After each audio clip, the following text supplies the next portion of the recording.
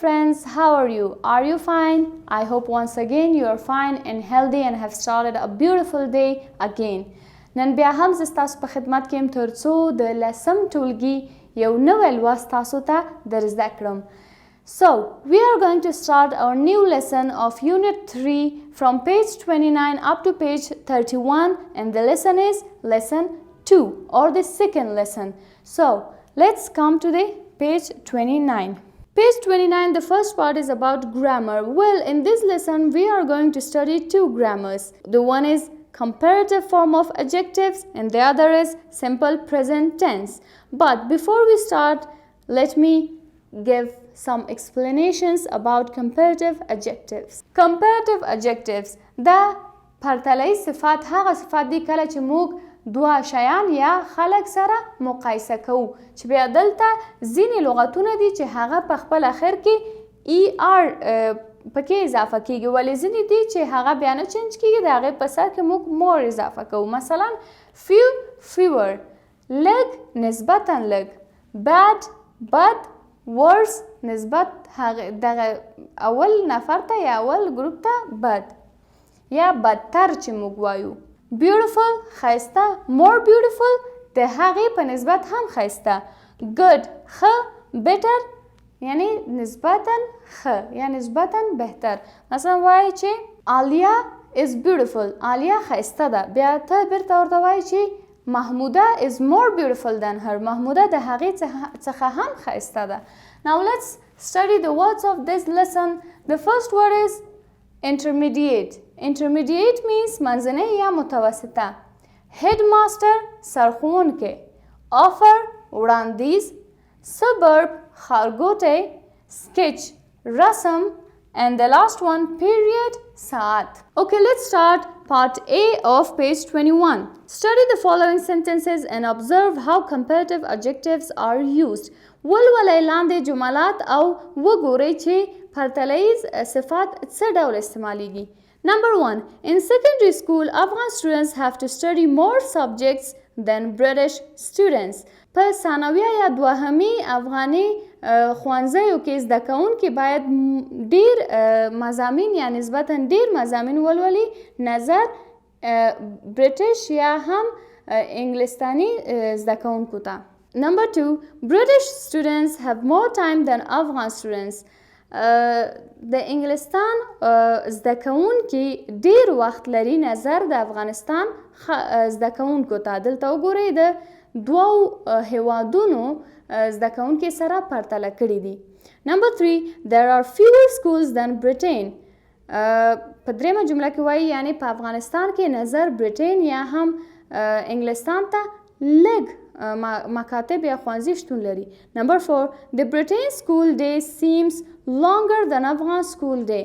د برټین د ښوونځیو ورځ نظر افغانستان ته اوږده بریښي یعنی اوږده اوسیږي یعنی ساعتونه یې ډېر اوسیږي. Number 5. Students in Afghanistan have less time in class than Britain. د افغانستان زده کوونکي لږ وخت لري په صنف کې نظر د برټین زده کوونکو ته. Okay, now let's come to part B. Now look at these two schools. Compare them. Use the adjectives in the box. دغه دوه ښوونځیو ته وګورئ او سره یې مقایسه یا پرتله کړئ او دغه لغتونه چې دلته په دغه باکس کې موږ ته راکړي دي دا استعمال کړئ چې یو د های، بل د واید. های یعنی پورته، واید وسیع، بیگ غټ، نویزي غالمغالي، سمال وړوکی، کوایټ آرامه، اولډ زوړ، نیو نوی، باد بد، ګډ ښه. اوس دلته یوه جمله یا دوه جملې به زه جوړ کړم، نور تاسو باید جوړ کړئ. اوکې راځه د اول سکول ته A ووایو او دویم سکول ته B ووایو. راځو ووایو چې The school in the A picture is noisier than the school in the B picture. یا ویلی شو The school in the A picture seems noisier than the school in the B picture. او دا نور ټول به تاسو له ځان سره ولولئ او ورته به جملات جوړ کړئ او پرتله به یې کړئ. Now let's come to the third part of this page, the present tense. د اوس زمان. Do you remember this timeline? دلته دا تیر چې کش کړی ټول یې په نښه کړی. تاسو ته ویلي چې آیا دغه ټایملاین یا دغه د ټایم خط ستاسو په یاد دی؟ We use simple present when an action happens regularly again and again. موږ اوسنی زمان یا اوسنی ساده زمان هغه اعمالو او کړنو ته استفاده کوو ترې چې هغه کړنې دایمي یا همیشنۍ وي او بار بار اجرا کیږي. Okay, let's come to C part. Read the following sentences. ولولئ لاندې جملات چې دې کې موږ ته د present tense مثالونه ویلي دي. I go to primary school. زه اولیه ښوونځي ته ځم. دغه دا روزانه ځي او دا عمل د بار بار تکراریږي نو ځکه دلته موږ present tense یا simple present tense استفاده کوو.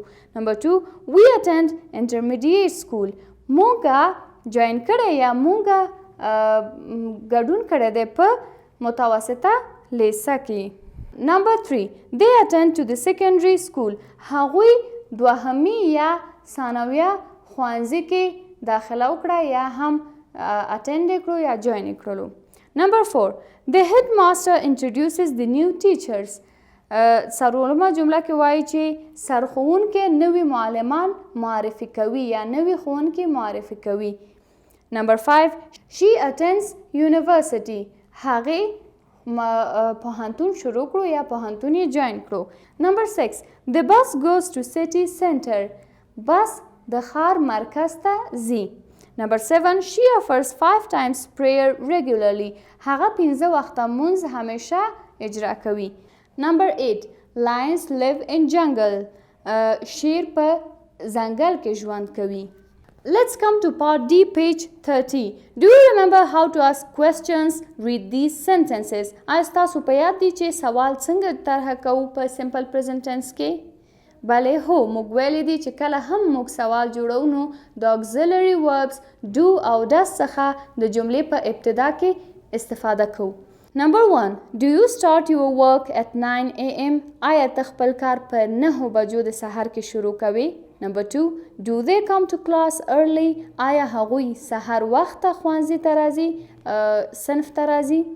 Number 3, do we prepare the program properly? آیا موږ آماده کوو خپرونه په صحیح توګه؟ Number 4, does he speak well in the program? آیا هغه په خپرونه کې په ښه توګه خبرې کوي؟ Number 5, does she participate in the program? آیا هغه په خپرونه کې ګډون کوي یا نه؟ Number 6, does the bus come on time? آیا بس په خپل ټایم راځي یا نه؟ Part E, change the following sentences to questions. نو دلته موږ ته یو فعالیت یو ټاسک راکړی چې دغه 6 جملات دي دا به موږ چېش ته بدلو، دا به موږ سوال ته بدلو په simple present tense کې. ایډیټر صاحب د دې پارت اکسم راولئ. Number 1, we live in suburb. موږ په ښارګوټي کې اوسیږو. نو وایو چې do we live in suburb یا where do we live. لیکن دلته زموږ هدف د where د زید څخه نه دی بلکې دلته مو هدف دا دی چې دغه جملات په زمان حال ساده کې سوال ته بدل کړو. نو موږ وایو چې do we live in suburb. Number 2, he comes to class early. So let's change it to the question form. Does he come to class early? Number 3, you record the program for let's know. تاسو ریکارډ کوئ خپرونه د let's know لپاره. نو دا که سوال ته بدلو موږ وایو do you record the program for let's know. Number 4, she attends to secondary school. اوس که دا سوال ته بدلو څنګه وایو؟ Does she attend to secondary school? Excellent. Number 5, the dog barks. The dog barks. Let's change it to the question. Yes. Does it bark? Yeah. Does the dog bark? Number 6, they want to join the conference. هغوی غواړي چې کانفرانس سره وصل شي. نو څنګه وایو؟ وایو چې do they want to join the conference? Let's come to part F. Finally read these sentences او بل اخره ولولئ دغه جملات. و جملې دي راځي چې دا په ګډه سره ولولو. I don't like playing tennis. زما ټینس لوبه نه خوښیږي یا د ټینس لوبې کول مې نه خوښیږي. دلته نو هدف د څه څخه دی؟ هدف د منفي جملو دی په simple present tense کې. Number 2, we don't play every day. موږ هر ورځ لوبې نه کوو یا لوبه نه کوو. Number 3, you don't come to class early. ته وخت یا په وخت صنف یا ټولګي ته نه راځي. Number 4 they don't want to go on a picnic every Friday. هغوی نه غواړي چې هره جمعه چکر ته لاړ شي. And number 5 he doesn't play well. هغه په ښه توګه لوبه نه کوي. Number 6 she doesn't attend to the class on Tuesdays. هغه سه شنبه‌ای صنف نه جوین کوي یا صنف ته نه راځي. And number 7 the bus doesn't go to the city directly. بس ښار ته په مستقیمه توګه نه ځي، یعنی په مستقیمه لاره نه ځي. Okay, let's come to part G.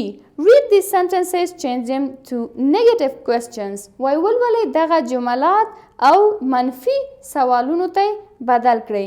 The first sentence is made for you. اوله جمله تاسو لپاره د مثال په توګه کارولې ده. Number 1 I study every night because I don't have enough time during the day.